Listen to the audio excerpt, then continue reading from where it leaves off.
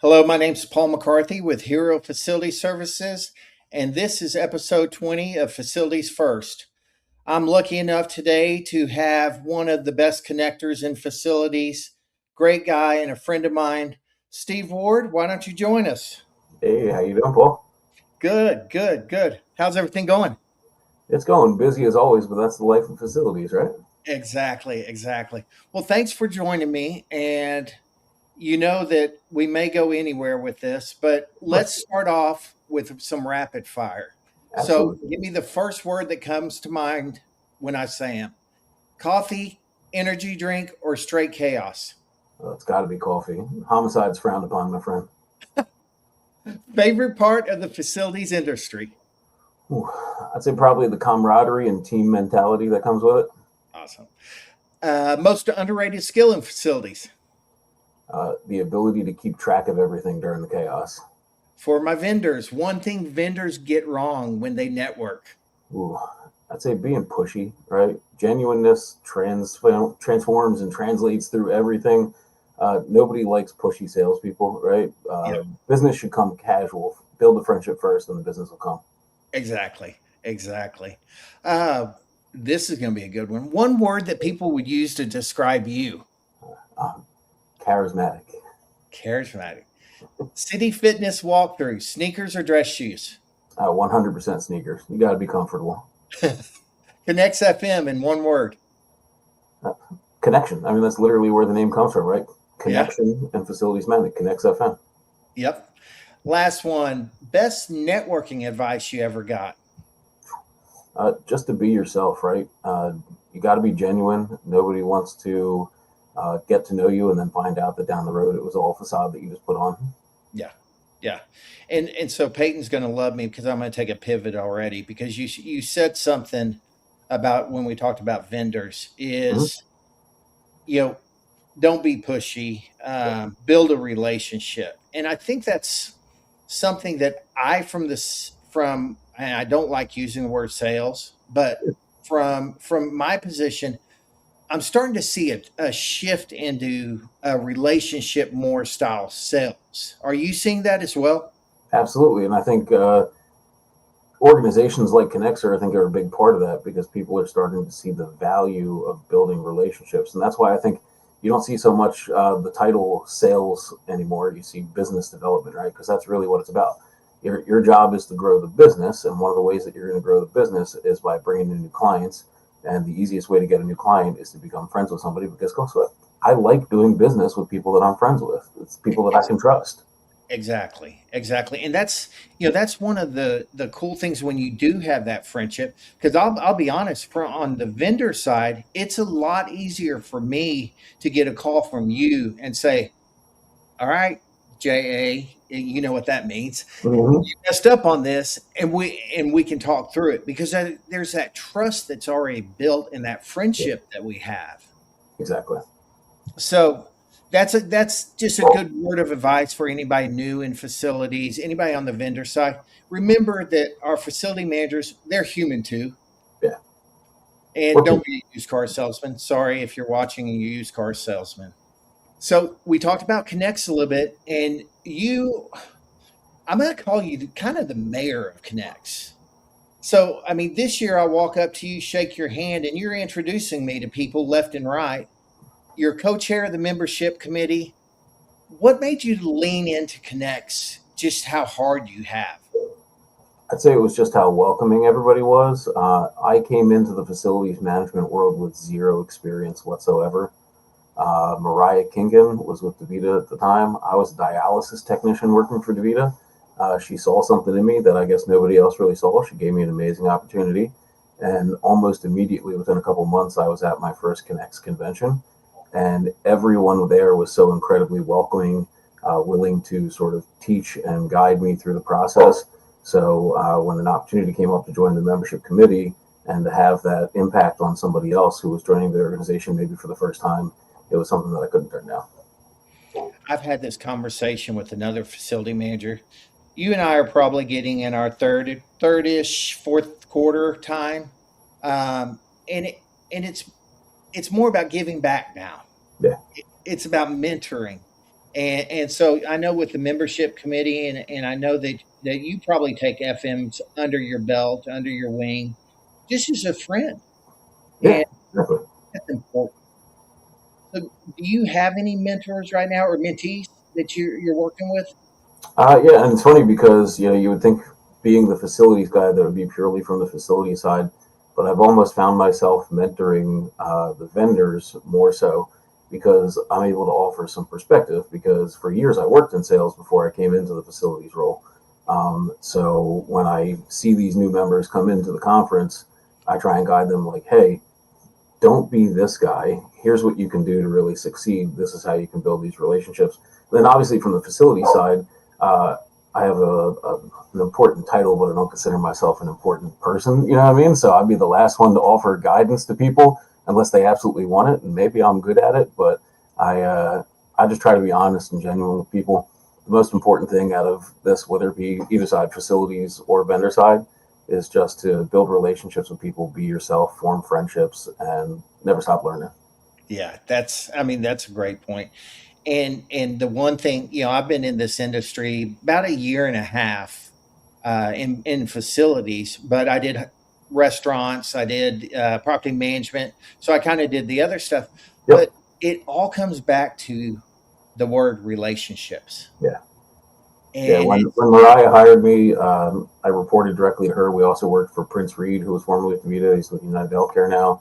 So I really lucked out in the fact that when I came into this industry with zero experience, the people that taught me just about everything I knew were two of the best. So I couldn't have lucked into that anymore. see, that's awesome. That's It awesome. happened for a reason.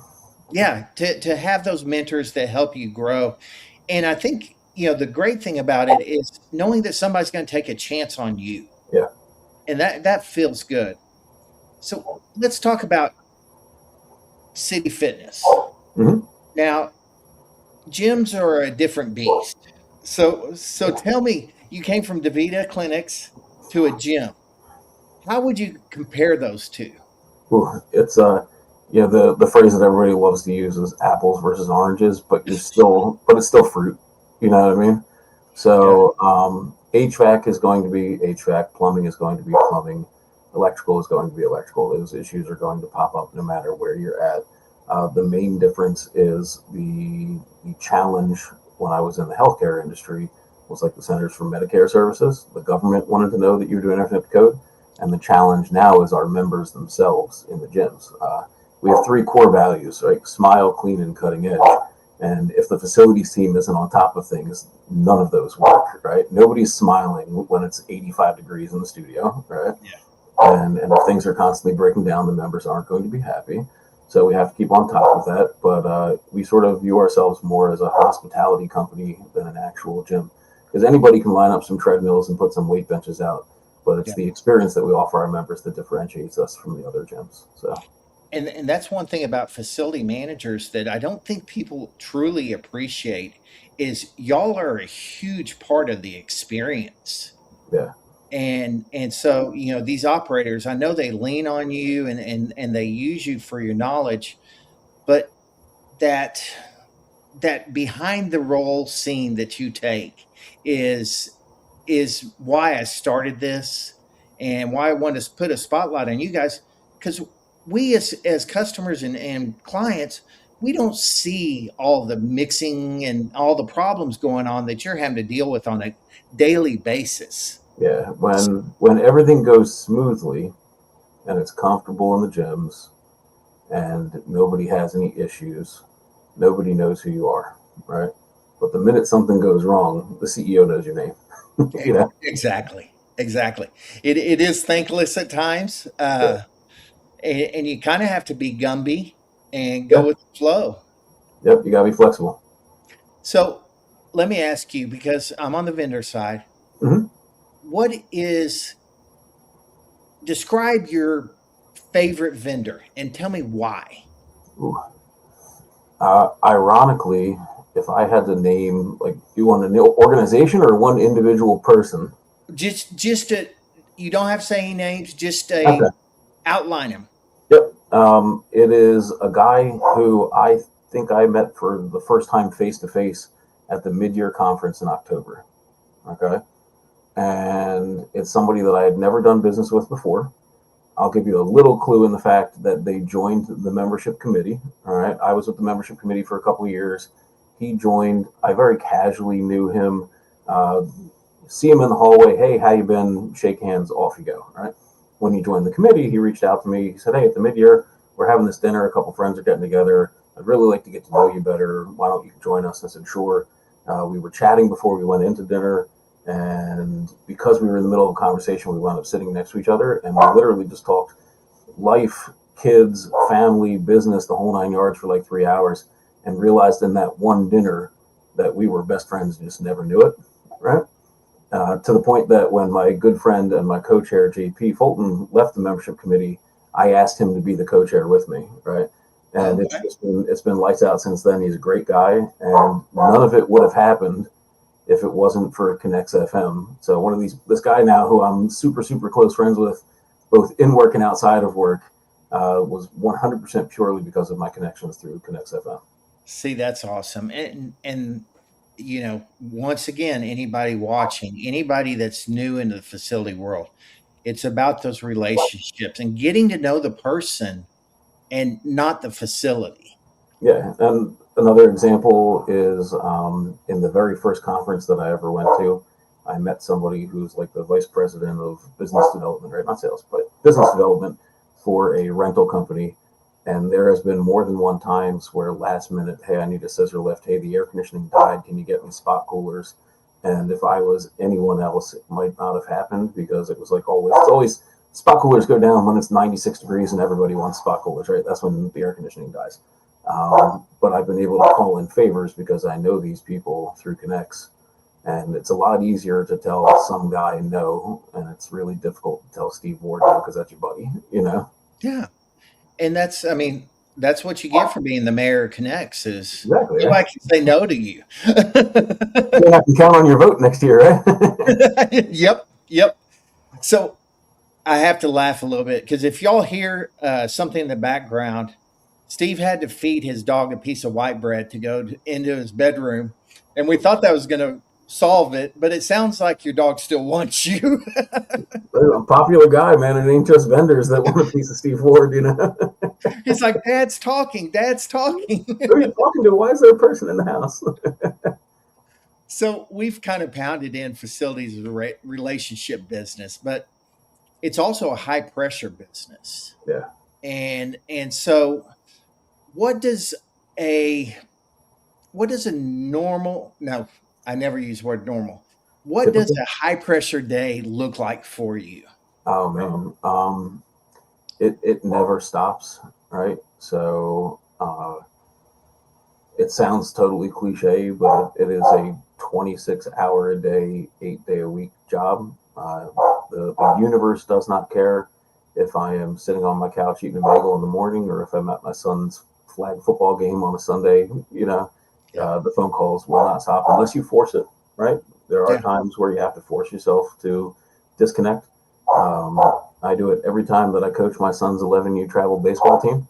The phone goes on airplane mode, right? And I'll see y'all in a couple of hours. That's So important. yeah, you have to schedule yourself downtime. Otherwise, you will never have any downtime, and you're going to get burned out. And and that's one of the things from knowing so many FMs is that work life balance, and it's such a struggle for the newer ones Yeah. to be able to balance. Well, Because and a I big mean, part of that is because they don't want to let people down, right? yep, The industry itself, the people that are attracted to these roles are the naturally empathetic people that care about others. They want to make a difference, right? And especially if you're new to your role, you want to impress your boss or you want to make your coworkers happy and let them know that you got their back. So it's really hard for some of us to say no, or it's really hard for some of us to disappoint, you know? So we go out of our way to try and make ourselves as accessible as possible, sometimes at our own detriment. So so I mean, for the facility managers out there that struggle with work life balance, Steve's recommendation is airplane mode. It's the best way, and you can get a little time to yourself. well, and force yourself to find ways to stress relief, right? Yeah, For some people, maybe it's needlepoint. For me, it's going to the gym, right? I get up at 3:45 in the morning so I can go to the gym for like 2.5 hours before the rest of the world wakes up. Yeah, you got to find what allows you to reset mentally and physically, and then embrace that. Yeah, that's true. Now, you talked about your two mentors when you first came in that took a chance on you. How did they help shape you? What were some things that they brought to you Yeah. that equipped you to be who you are today? It's funny. It's sort of a running joke when I talk with Mariah. I learned so much of what I know in facilities from her, but she never answered a question for me. Right? She would always answer a question with a question. You know, hey, Mariah, I'm stuck. What should I do? Well, what do you think we should do? Right? She never gave me the answer. She always showed me how to find the answer. And that's the biggest part of this job is, yeah, you are going to be faced with these seemingly impossible challenges, and you're just going to have to figure out a solution, right? But the good news is you've made it through 100% of all the terrible things you've been through, right? Yep, yep. And tomorrow is always a new day. Yeah. So that brings me to one of my fun questions I've always asked people. What is the craziest facility nightmare you ever got a call on? Ooh, I would say I got a call from one of our gyms. So I'll preface this by saying City Fitness is unique in the fact that none of our gyms are exactly the same. Every single gym that we build is custom tailored to the neighborhood that we put it in, right? So right now, all 8 locations are in Philadelphia, but they're in buildings that are unique to that neighborhood. We have one in a part of Philadelphia. It's called Old City, right? It's on 3rd Avenue, right near 3rd and Arch. It's around the corner from Independence Hall, where the Declaration of Independence was signed. Really, really cool historic building. Problem with historic buildings is they're really old, right? Yeah. So locker rooms were built in the basement. The sub pumps are below them, and they have grinders because all of the piping for the sewer lines were put in 50, 60 years after the building was built, right? Oh, So when the cisterns fill to a certain point, they grind and pump everything up to the street level to go out to the sewer. And one of these pumps shut down and the cistern started to back up. And I had an emergency on my hands. And of course, it always happens at like 8 p.m. on Saturday, right? So I made the calls and I called in the favors. And I was like, hey, I know you're like eating dinner with your family, but I need you. And my guy came out, and one of the amenities that we offer to our members is towel service, both full-size towels for bathing, but then also little like 18 by 12 hand towels for drying off while they're working out and whatnot. And somebody had flushed a hand towel. oh my gosh. Yeah, who does that? Well, I was in the restaurant industry, and Yeah, good, fair enough. that I found Needless out. to say, the grinder for the pump did not make it through the hand towel. So, Well, so that's an appreciation for historic buildings, but yeah, also kind of a headache for you. yeah, nothing is the same. So when a lighting fixture goes out, the source for it is different for every single gym. Wow. Yeah. Wow. So going back to your mentors, Hmm. when okay, so she asked you a question to help you find the knowledge and so forth. Yep. If you had a mentee right now that came to you and said, Steve, I've got a store in Paluxy that has just had a car driven through it by an 80-year-old lady, and I'm about to have to close down. How can I solve this? What advice would you give them? So what is done is done. All right. You obviously have to repair the building. Those things are obvious. Anybody's going to figure that out. If a wall collapses, you rebuild the wall. If glass is broken, you replace the glass. But what you need to do is plan for the future. Okay. And then the question I will ask them is, do you know what a bollard is? Okay. So when I first started in facilities, I was doing an assessment of one of the DaVita clinics. And as I was going through and checking the boxes and rating 1 through 5, it asks me, does the building have bollards? And I called one of my fellow facilities managers, a guy named Eric. I called him up. I said, hey, man, I got a favor to ask. He goes, yeah. I said, what in the heck is a bollard? He says, you know those big concrete pillars that are outside the building keep people from hitting the gas instead of the brakes and driving through the front door? And I said, yeah. He goes, that's a bollard, right? Yep. So, A, I would ask them, do you know what a bollard is? B, does your building have bollards? And C, if you decide to install them to prevent this from happening again, make sure they go all the way into the ground. Because I've seen bollards that just like bolt into the concrete. That's not going to do anything. No, yeah. Well, you answered exactly how I expected you to. It's the old saying is you need to look like a duck, cool, calm, and collected on top of water, but paddling like you know what underneath. An ounce of prevention is worth a pound of cure, you know? Exactly. Exactly. So, what advice would you give someone who wants to get more involved in the industry, but is unlike you and I, shy, Yeah. and they go to connects and they see it, but they really don't know how to take that first step. What advice would you give them? And this goes for anything in life. It just translates well to the facilities world or even to, connects specifically, but force yourself out of your comfort zone, right? People play it safe because they're afraid to fail. And the example that I'll give is when you work out in the gym. If you're trying to lift and build muscle mass, right, we force ourselves to lift heavy weights and we do it over and over and over again until we fail and we can't do it anymore because we know that when that happens, it's going to stimulate muscle growth. Yeah. Professionally, personally, whatever, it should be the exact same way. If you don't force yourself out of your comfort zone and force yourself to fail, you're never going to experience the growth that you need, right? We all want to get places, but the success that you're looking for is hidden behind the work that you're hiding from. You know what I mean? So it's kind of my favorite saying is how do you eat an elephant? One One bite at day. a time. Yeah. So if you're looking to get involved, if you want to get in connects or any other association, just take that first step. Walk up to somebody that's smiling and just put out your hand because Precisely. you know what? They put on their pants the same way as you do.